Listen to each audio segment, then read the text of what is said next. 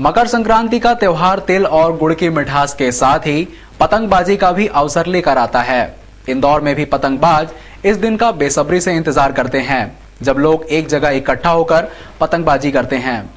मकर संक्रांति के अवसर पर इंदौर में भी कई जगह पतंगबाजी के आयोजन किए गए।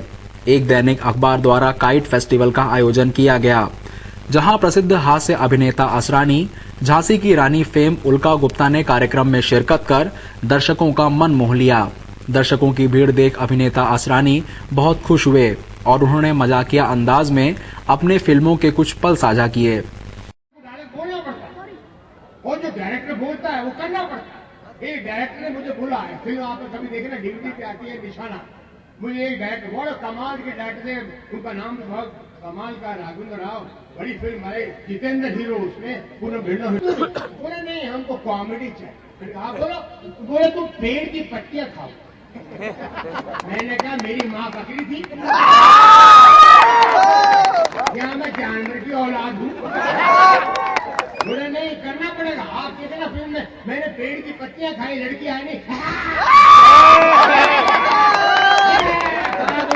पत्तियां खाई तो हमको करना पड़ता है, क्या करेंगे? डायरेक्टर बोलता है, डायरेक्टर लिख के लेता है। इस काइट फेस्टिवल में सैकड़ों की संख्या में पतंगबाज ने अपने जौहर दिखाए। किसी की पतंग काटते ही पतंगबाजों के चेहरों पर मुस्कान और जोश के साथ खुशी के पल दिखते थे और पतंग कटते ही कई चेहरों पर मायूसी देखी जा सकती थी। लेकिन इससे पतंगबाजों में जोश और आ जाता है। पतंगबाज फिर से एक नई पतंग के साथ फिर मैदान संभाल लेते हैं। फिर पतंग काटने और काटने का सिलसिला जारी रहता है। प्रदेश के उद्योग मंत्री कैलाश विजयवर्गीय अपने अलग अंदाज के लिए पहचाने जाते हैं। इंदौर के सुगनी देवी कॉलेज के मैदान पर मकर संक्रांति के मौके पर हुए आयोजन में कैलाश पतंग उड़ाते और गुल्ली डंडा खेलते हुए दिखाई दिए।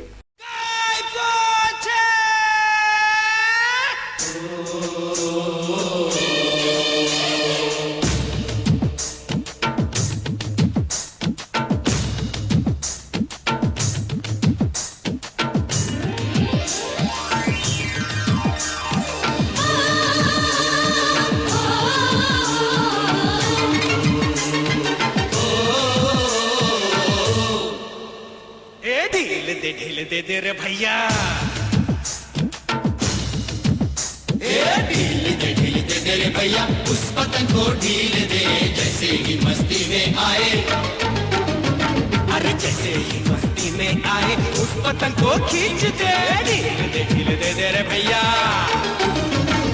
तेज तेज तेज है मांझा अपना तेज है, तेज तेज तेज है मांझा अपना तेज है। उंगली कट सकती है बाबू हो, उंगली कट सकती है बाबू, तो पतंग क्या चीज है रे? ढील दे रे भैया, ढील दे रे भैया, उस पतंग को ढील दे जैसे ही मस्ती में आए। ये कोई और नहीं है बल्कि मध्य प्रदेश के उद्योग मंत्री कैलाश विजयवर्गीय हैं। जी हाँ, दिवाली पर अपने सुरों से महफिल सजाने वाले और होली पर रंगों की बहार लोगों के जीवन में लाने वाले कैलाश ने मकर संक्रांति पर आकाश की ऊंचाइयां छूने की कोशिश की। दरअसल मौका था इंदौर परदेशीपुरा क्षेत्र में आयोजित पतंगबाजी प्रतियोगिता का, जहां कैलाश ने न सिर्फ परियाल उड़ाई बल्कि गजब की तुमकी भी लगाई। राजनीति में दूसरों की पतंग काटने वाले कैलाश की पतंग आज एक बच्चे ने ही काट डाली। लिहाजा चेहरे पर खुशी और पर्व का उत्साह उनके चेहरे पर साफ देखने को मिला। अब भला कैलाश की पतंग भले ही कट गई हो, लेकिन वे गिल्ली डंडे में हाथ आजमाने से भी नहीं चूके। यहाँ मंत्री नहीं बल्कि मंत्री का बचपना खुलकर सामने आया। गिल्ली और डंडे के आपसी टकराव के बाद कैलाश ने गिल्ली को दूर भेजने की कोई कसर नहीं छोड़ी। हालांकि पत्नी के इलाज के दौरान मंत्री कैलाश विजयवर्गीय का मन जरूर दुखी था, लेकिन लोगों की खुशी के आगे उनका गम भी खुशी में तब्दील हो गया। इस दौरान कैलाश ने जमीन और आसमान के बीच अंतर को समझने की सलाह भी दी। देखिए, आज का दिन बड़ा महत्व का है। आज भगवान सूर्य नारायण पराक्रम स्थान पर जाते हैं और सूर्य नारायण प्रतिदिन दिन बड़ा करते हैं, प्रकाश देने का संदेश देते हैं। आज हम भी ये संकल्प लें कि हम लोगों के जीवन में प्रकाश दें। और जब पतंग उड़ाते हैं तो हम सोचते हैं कि हम बहुत ऊपर पहुंच गए, और डोर तो किसी के हाथ में रहती है, तो वो डोर जीएसआईटीएस कॉलेज के वार्डन और छात्रों के बीच हुए विवाद का मामला थमने का नाम नहीं ले रहा है। वार्डन के खिलाफ प्रकरण दर्ज करवाने की मांग को लेकर रविवार रात छात्रों ने पहले थाने पर और बाद में हॉस्टल में हंगामा किया। बाद में पुलिस ने समझाइश देकर छात्रों का विरोध खत्म करवाया। प्रदेश के प्रतिष्ठित इंजीनियरिंग कॉलेज में शुमार एसजीएसआईटीएस कॉलेज की साख इन दिनों खराब हो रही है। इसकी वजह छात्रों का कॉलेज के ही प्रोफेसर्स पर मारपीट का आरोप लगाना और उनके खिलाफ कार्रवाई की मांग करना है। दरअसल हॉस्टल के वार्डन प्रोफेसर पासवान और कुछ अन्य प्रोफेसर्स पर कुछ छात्रों ने शनिवार अल सुबह ये आरोप लगाया था कि उन्होंने छात्रों के साथ बेवजह मारपीट की है। छात्र रात के समय ही प्रोफेसर्स की शिकायत लेकर थाने पहुंचे थे। कई घंटे बीत जाने के बाद भी जब प्रोफेसर्स के खिलाफ कोई कार्रवाई नहीं हुई तो छात्र फिर रविवार रात थाने जा पहुंचे, जहां सीएसपी ने छात्रों को समझाइश देकर रवाना किया तो छात्र हॉस्टल कैंपस में इकट्ठा हो गए और नारेबाजी करने लग गए।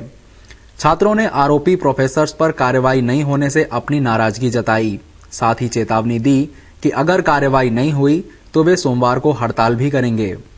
उस मारपीट के रात को 3-3:30 बजे आवेदन हो गया, रात को मेडिकल हो गया। उसके बाद भी दिन भर जांच चलती रही। बोले हम शाम तक कायमी कर रहे हैं, एफआईआर की कॉपी दे रहे हैं, वो नहीं दी, इसलिए थाने का घेराव किया। तो अभी क्या आश्वासन मिला आपको?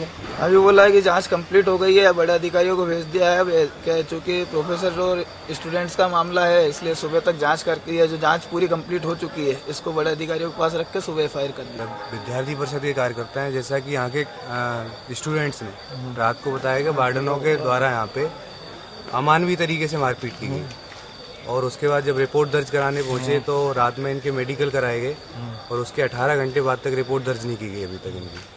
तो आश्वासन मिला है कल तक का, लेकिन छात्रों को रो रहे हैं उसके पीछे। अभी 18 घंटे 20 घंटे हो चुके हैं, अभी तक रिपोर्ट दर्ज क्यों नहीं कर रहे? करना चाहिए, सीधी बात है वो। और लेकिन वो उलझा के स्टूडेंट और प्रोफेसर्स का मामला है, देख समझ के जांच करके जो भी है कल तक देंगे। कल तक का आश्वासन दिया 12 बजे तक जो भी है। और विद्यार्थी परिषद ने आह्वान किया है कल कॉलेज बंद रहेगा यहाँ का। वहीं मामले में तुकोगंज टीआई ने बताया कि छात्रों की शिकायत की रिपोर्ट एसपी को भेज दी गई है। अफसरों के आदेश के बाद मामले में कार्रवाई की जाएगी। कुछ शिकायत उन्होंने की थी कि उनके वार्डन के द्वारा मारापीटी की गई है। इस संबंध में उनकी शिकायत आवेदन पत्र प्राप्त करके उनके मेडिकल कराए गए हैं, जांच उसमें की गई है, बयान लिए गए हैं। सुबह प्रतिवेदन एसपी साहब को दिया जाएगा, जो भी निर्देश उस पर कार्रवाई की जाएगी। हॉस्टल में, यहाँ हॉस्टल के बाहर भी क्या कोई भीड़ जमा हो गई थी? कुछ बात हो गई थी? हॉस्टल में लड़के अभी थाने आए थे, थाने बैठे थे। इनका कहना यह था कि तत्काल उसमें एफआईआर होना चाहिए। उनको बताया कि तत्काल एफआईआर इसमें ऐसे नहीं होती है, ये इसमें जो भी निर्देश होंगे वरिष्ठ अधिकारी बताए जाएंगे, उसके निर्देश के बाद ही कार्रवाई की जाएगी। देर रात तक हॉस्टल में हंगामा चलता रहा। पूरी रात यहां पुलिस का पहरा भी लगा रहा ताकि कोई बड़ा विवाद न हो जाए।